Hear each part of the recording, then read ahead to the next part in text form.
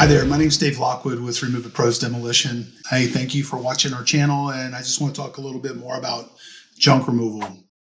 So the junk removal business is not our primary business anymore. Our primary business is doing demolition. The journey to the demolition business came through the junk removal business. The junk removal business came from desperation of just trying to survive after the housing crash back in the 2006 to 2008 timeframe for me. I was heavily involved in real estate back then, and pretty much the market just came unglued. All the rules changed, and all the things that I had grown accustomed to all became a moot point. There were a lot of foreclosures and stuff like that going on, and you could, as a realtor, sell that kind of stuff, but nobody could get financing and stuff. It was hard. What I did is I moved to Florida. I was doing some things in Florida, building stuff and building stuff up in Ohio as well. And I just got burned out doing this real estate program for a person who worked for Rich Dad Poor Dad. She made $1 million a year.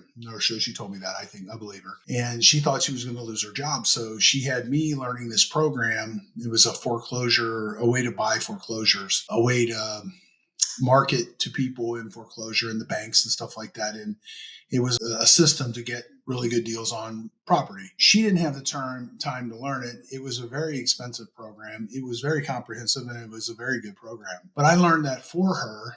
And then, lo and behold, she found out that she really didn't have to worry about her job. And, she lost interest. I lost interest. So what I was doing at that time is I was living in a house of hers that, the market was sideways, and she had it up for sale. I was living there with my son, and we living in a pretty wealthy area, actually an area that I lived in or owned property in before the housing crash. So what I did is I started seeing stuff, and, I was desperate. I'm like, gee, many Christmas. I don't want to go work for someone else. I'm accustomed to working for myself. I like to work off of the market. I like, if I put in more effort, I want to make more money. That's the way that I have come to be. After being in the military and the Air Force when I was a kid, seeing people brag about, I haven't lifted a finger in 4 months and I still get a paycheck every week. And that stuff just drives me nuts. When you go in the military, they tell you, never volunteer for anything. I volunteered for everything. I couldn't stand sitting there and doing nothing all day long. This is peacetime. Air Force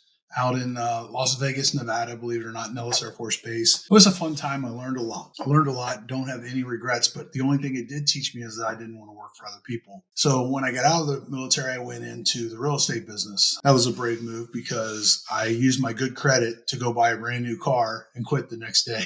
Quit my job the next day and went into the real estate business. I figured burn the ships, you can't get back, so you'll have to make it work. That's the way I felt. Through one of these self-help books, I had convinced myself that was the way to go, and I haven't looked back since that. It's been fun, I look at what we're doing now, and I look at what I began doing, and I've looked at everything I've learned. We still do a lot of real estate stuff, but we own all of it. The story I want to tell you is this. I'm down the street with a friend of mine and her son. She's from Vietnam. Her son's in from Vietnam, and he's got his green card and everything, and he's moved here permanently just recently. I could just tell he's got some go to him. He's got some, he wants to do something. He wants to be somebody. So I noticed that in him, and I got to talking to him, and I asked him what he was doing. He said he was going to go back to school and get a master's degree. He asked me my opinion on that. And my opinion is never popular with mothers or fathers, but my opinion is his degree is in business. So he's already got plenty of business experience for schooling. So he says to me, what do you think? In 4 years when I get out, blah, blah, blah, blah, blah. And I said, dude, in 4 years, you're going to be starting at square one. I said, well, why don't you just start right now? Go be an entrepreneur. Do your own thing. Find something you love and do it a lot. Get good at it and charge people for it. He's like, well, I don't know where to start. Da, da, da, da. And I said, well, let me tell you what I think. I think that the junk removal business is a great place to start with anything. I said, because no matter what you want to go into, if you can get a truck and a trailer, you multiply your time significantly. Let me explain to you why. So let's say you go to a junk removal and there are 1,000 items in the junk removal. There are probably, out of 1,000 items, there's probably 200 of them that are worth $5. There's probably 100 of them that are worth $10. There's probably 100 items that are worth $20. There's probably 10 items that are worth several $100s. You just got to learn how to identify that. So if you want to have yard sales, you could do that. If you want to do a thrift store, you could do that. I don't recommend a thrift store or yard sales. Either one, it's a lot of work and not enough money to make it make sense. See, thrift stores don't work because of this. The labor that you can afford to hire to do the thrift store stuff and the amount of work that they're willing on an average to put out, you can't make it work. So if you had 3 entrepreneurs running it, you could kill it. But if you have just ordinary people with ordinary rules and ordinary ambitions in life, and they're just existing in that, you can't make any money. There's just too many moving parts. There's too much to it. You notice the really big thrift stores they're government subsidized.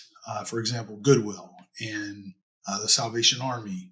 Those are 2 examples. The Restore, subsidized. I run a business very similar to what the Restore does, and we kill it. I look at the Restore, I'll go into the Restore, and I'll go into it in a month later, and they still got the same stuff sitting out on the floor, and it's just stuff that I don't even try to sell. I just throw it away because, for example, TV stands. Well, if you don't throw your TV stands away because nobody wants them anymore, not my rule. It's what everybody wants. So if you don't throw your TV stands away and you put one on your floor and you don't throw anything away off your floor, eventually you're going to have nothing but TV stands on your floor. I noticed that the Restore they'll take a kitchen cabinet set and they'll sell pieces and parts of it.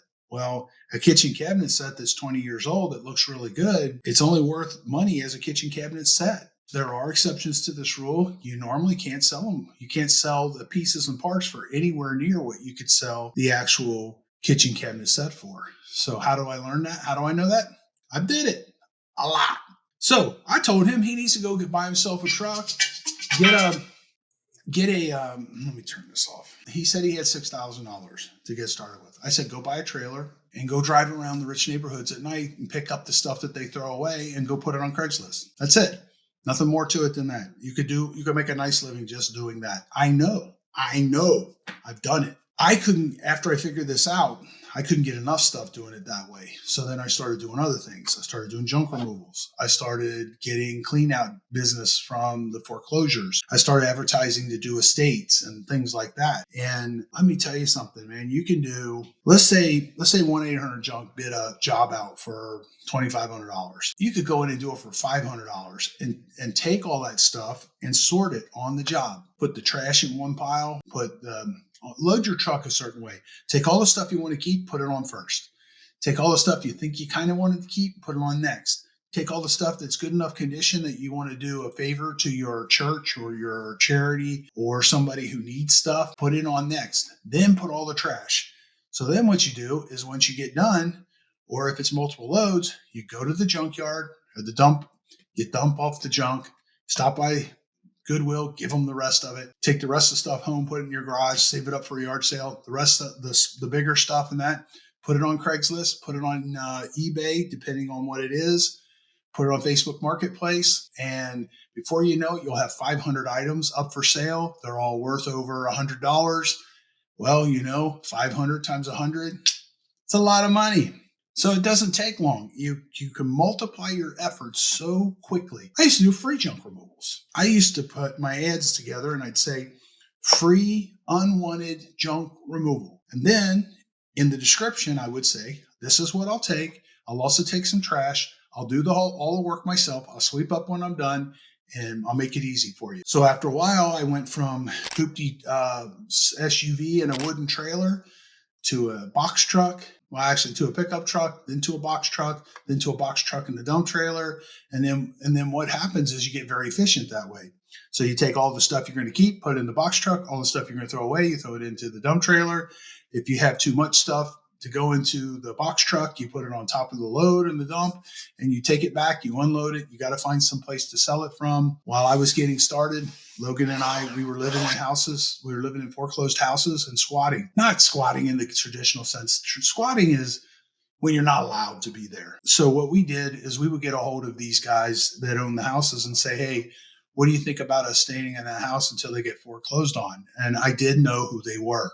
So that I kind of had that. And so I had their permission, so I could be there, and there's no reason that I couldn't be there. So what I would do is I would mow the grass, clean up everything in the yard, make the garage door work, to put the hot water heater back in, so on and so forth. And what we would do is I would live in the smallest room. Logan would live in the master bedroom and make a little boy cave for himself. And then what I would do is I would fill the house full of stuff. So normally they had 2 or 3 car garages. I'd put the bigger stuff in there, the harder stuff to move. The trailer, when I bought it, I made sure it had a ramp on it and a hand truck and ramp. If you're healthy, a reasonably healthy person, you can move just about anything. Fridges, they're big, but they're not heavy. Now, sub-zero fridges, another ballgame. You need help with stuff like that. That kind of stuff's very profitable. If you'll move big and heavy stuff, you're going to have a lot more business. You don't have to, though. You could put free, unwanted, pick up your junk and only stuff. You're going to have to advertise more, but you're going to do it. And what you do is you buy Corplast signs, you put them up. There's a little formula to that. You want to put them in shopping centers right inside the right-of-way. If you don't know what right-of-way is, it's that first 15 feet or 30 feet or 20 feet or whatever it is. Put them right inside of that. Go to Walmart, Home Depot, Publix, or your local grocery store and do it that way. And understand that they're cheap and that they're going to get pulled out. And just keep putting them back up. Free unwanted junk removal. And then when they call, you say, hey, this is what we did, blah, blah, blah, blah. And then you make a deal with them. You say, the deal is I'll come do this stuff for you for free, but I need some stuff that I can resell. That's how I make my money. And it works. I have been doing this. We started our demolition business off of this. The reason we started our demolition business off of it is at the tail end of these jobs, a lot of these people would say, hey, who do you know that takes out kitchens? And who do you know that takes out baths? And who do you know that takes out tile? And all that kind of stuff. And then from there, we segued into the demolition business. Now, I have a license in Florida. I'm a general contractor, and I was able to walk into that business. Now, there are parts of the demolition business that you don't have to have a license for. This is me telling you the junk removal business, the traditional junk removal business, the way that I see it being done out there where they're picking it up and taking it all to the dump, I think it's crazy, man. You don't take perfectly good furniture to the dump. That's nuts. But I've been at the dump and I had the 1-800 junk guy right next to me dumping out stuff. And I'm like, oh my God. And I went over and grabbed a couple pieces and put them on my truck, and they don't want you doing that at the dump. You can't take anything out of here.